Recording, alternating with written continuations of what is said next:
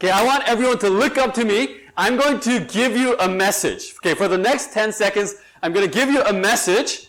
And after I give you the message, I want you to tell me what message I gave you. I want you to look up to me, okay?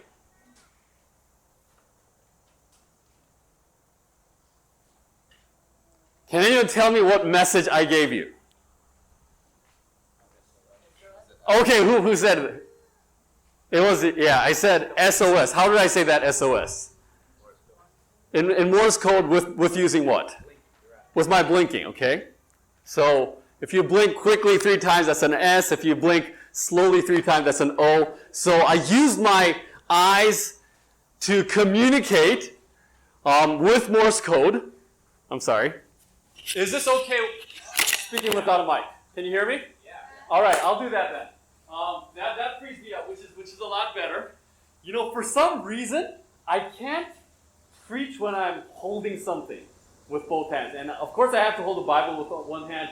So it's very challenging for me to, like, my brain doesn't function well if I'm holding 2 things at the same time. So it's a lot easier if I'm not holding a mic. So, has anyone heard the name Jeremiah Denton before? Jeremiah Denton. He was a Republican senator from Alabama from 1981 to 87, but he was not most well known for being a senator. He was well known for being a prisoner of war during the Vietnam War. He was a naval officer, and among the prisoners of war, he was probably one of the highest ranking officers among the prisoners of war. Now, as he was caught as prisoner of war for 7 years, one of the things that the Vietnamese government wanted to do was use him for propaganda. So they were recording him and they were televising his interview, and of course they were forcing him to tell the people that, you know, he was having a good time and the people were treating him really well. So he was saying all those things, and while he was saying those things, he was using his blinking to tell the real message. And using Morse code with his blinking, he was spelling out Torture. So on the one hand, he was saying with his mouth that, you know, he was enjoying his time, you know, people were treating him really nice, but what was really happening was he was being tortured. So the verbal communication was that he was having a good time, but the real communication was he wasn't having a good time at all. There are different ways that we communicate. So for example, you could ask your wife, "Are you mad?" And your wife could say, "No." But what does that really mean? Yes. It means yes, right? So we don't necessarily only communicate with words. We communicate with non-verbal communication as well. The way that you say things also contains a message in and of itself. Now, the way that God communicates to us is also quite similar. God not only communicates to us through words, there are different ways that God communicates to us. Let's go to the Gospel of John. Gospel of John, and we are looking at the first chapter. John chapter 1. And here you have the best communication, or the most effective communication that God ever used. And that's found in John chapter 1 and verse 1. It says here, "In the beginning was the Word, and the Word was with God, and the Word was God." Now we'll skip to verse 18. It says, "No one has seen God at any time. The only begotten Son, who is in the bosom of the Father, He has declared Him." Now the best communication that God ever used was His Son Himself. Jesus Christ Himself was a communication of God. He was used as a communication method in showing the message of God. So that was the most effective way. The word declared in the original Greek means to interpret. The best interpretation of God was Jesus Christ himself. So that's the best way that he uses. Now another method that God uses is a way that we know very commonly, and that is through the Word of God, the Bible, as we know. You can read it. But there's also another method that God very commonly and very, he uses very often, but we very often ignore. God communicates through this method very commonly, but we forget about it very often. But Jesus was very keen. He was very into this communication. Let's go to Mark chapter 1. Mark chapter 1 and verse 35. When God was communicating to Jesus, his son, Jesus got the message very clearly through this method. Now, John chapter 1, verse 35.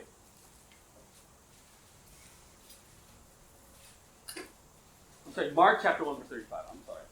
Mark chapter 1, verse 35, it says, "Now in the morning, having risen a long while before daylight, Jesus went out and departed to a," what kind of place? Anyone? "A solitary place, and there he prayed." Of course, the praying itself is a communication, but there's another communication going on. There's a mode of communication that is happening that is quite easy to pass over, and that is that Jesus went to a solitary place. Let's go to Mark chapter 6, the same book. Mark chapter 6 and verse 46. Mark chapter 6 and verse 46. It says here, "And when Jesus had sent them, the disciples, away," it says, Jesus departed to the where? To the mountain to do what? To pray. So of course, again, praying itself is a communication between God and ourselves, but Jesus not only prays, he goes to a specific place in order to pray. Because there was in nature, God uses nature to communicate to us, not necessarily verbally. But there is a communication that God is sending a message to us in communication through nature. That becomes clear in Psalm 19. That's where we're going to spend most of our time here this afternoon. Psalm 19 and verse 1. Psalm 19, verse 1. How is nature itself a communication of God to us? Psalm 19, verses 1 through 4.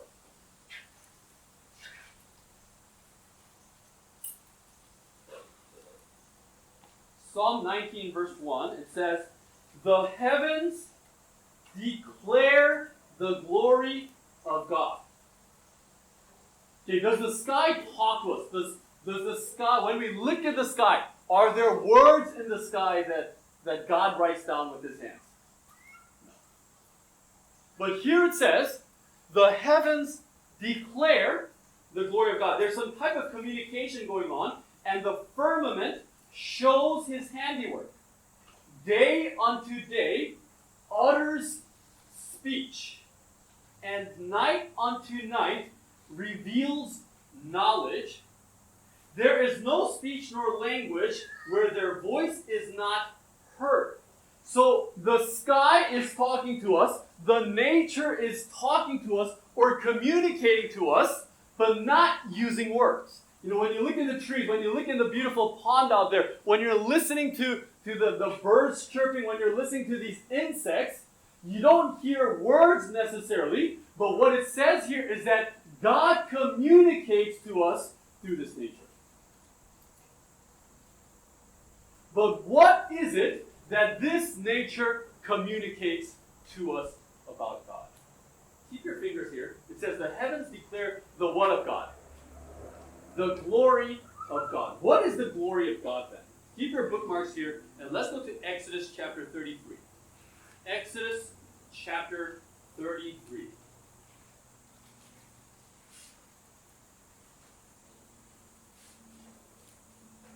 Exodus chapter 33 and verse 18.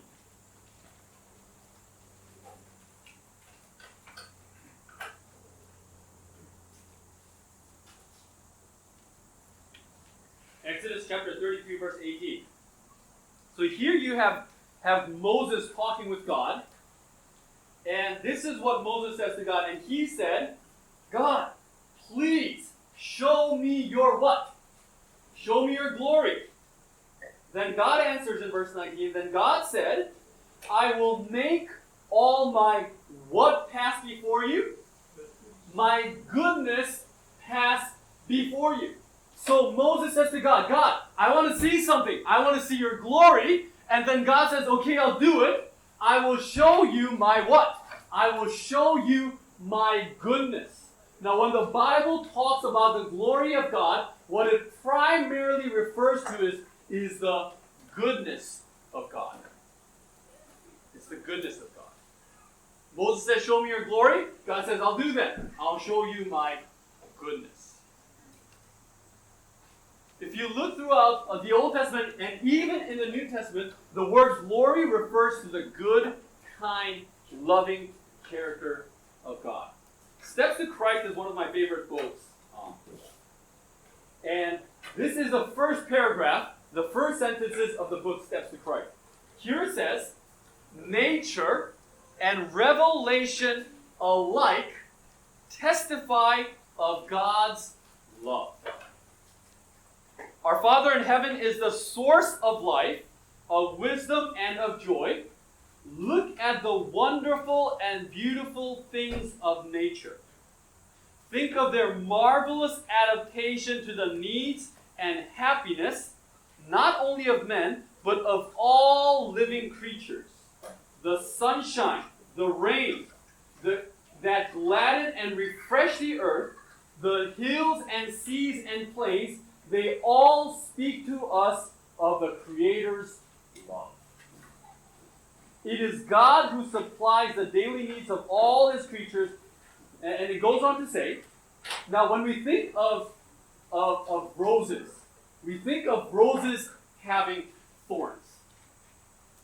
But then as she is writing about nature, she actually flips it around. We think of roses having thorns, but she flips it around, and this is what she says. The world, though fallen, is not all sorrow and misery. In nature itself are messages of hope and comfort. There are flowers on the thistles, and the thorns are covered with roses. So the way that it says it here, it's not that roses have thorns. The thorns have the roses. And through the beauty of nature, God communicates to us not verbally, but through the beauty itself, God is communicating to us.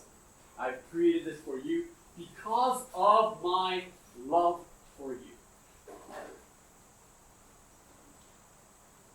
But there's an important part about this communication. Although it's accessible to everyone, not everyone gets the communication. Not everyone receives the communication, in other words. I was telling you about Jeremiah Denton. So, on the propaganda video, he was speaking the words, Vietnam is treating me pretty well.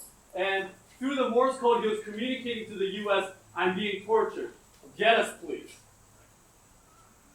The U.S. intelligence officers received the message, but the Vietnamese government, as they were sending out the message, they didn't get what Jeremiah Denton was doing. So they sent out the message because they didn't get the message that he was truly sending out.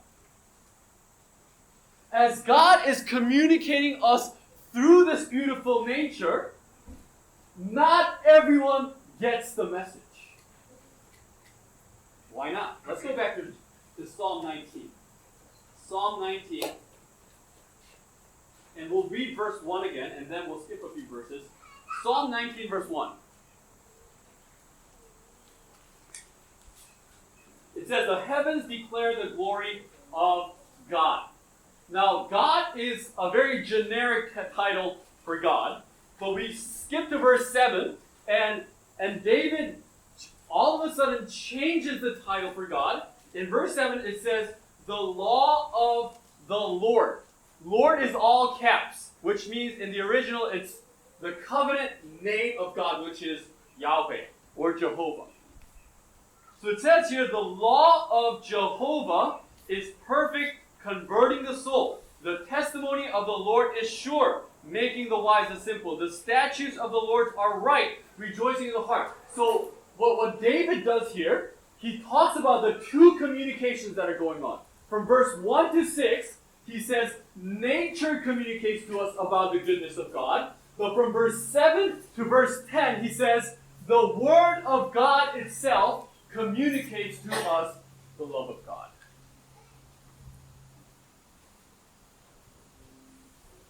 Now, in order to get the full message that God is giving to us through nature and through the Word of God and through Jesus, the best way to get the communication is to get all three at once.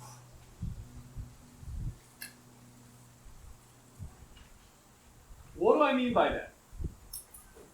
I can tell my wife, I love you, on a text message.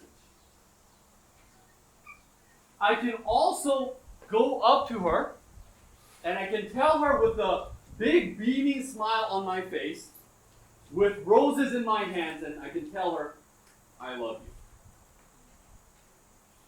Which would she prefer? She would obviously prefer the latter. The message itself was the same.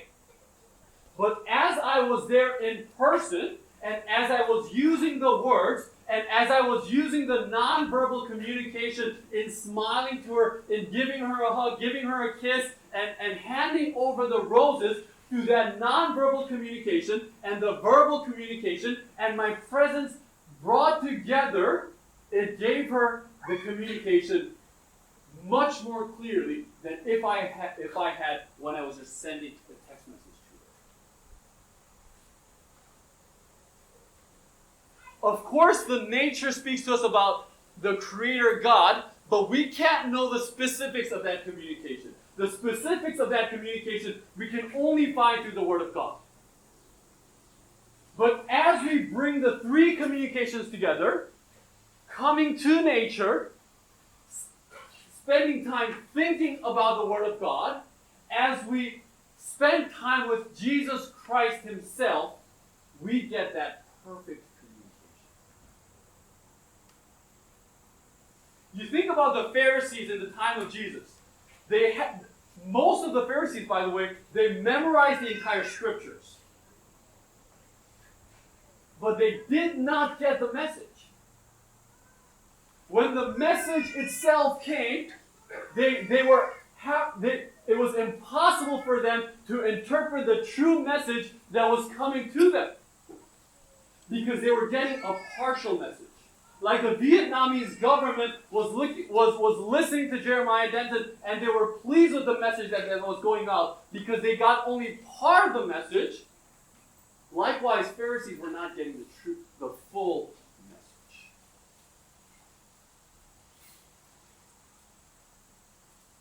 So today, we're in such a nice setting to receive a communication from God. Through these beautiful nature and this beautiful pond and the birds chirping and all this beautiful nature, God is talking to us concerning His love. God is communicating to us His goodness. But it is only as we ponder upon that goodness, as we ponder upon the Word of God, as we ponder upon Jesus Christ, that we get the full message. So my message is very short today. As we spend time together, let's not just enjoy this time amongst ourselves. Because God is constantly talking to us right now. He's communicating to us. My hope and prayer is that you get that communication today. You receive that communication. Think of Jesus Christ as your, just at least thank the Lord for this beauty that He has given to us today. Thank the Lord for giving us this time where we can communicate with each other in worship and spending time in the Word of God. And don't forget Jesus today. Talk to Him. Think of Him. Thank Him. Praise Him. Because that's why we're here. So, get that communication today. And may we all be blessed. I know we've already been blessed, but may we all truly be blessed by the presence of Jesus, in the presence of His love through nature, and as we ponder upon His Word and Jesus Christ. So God bless you all. Amen.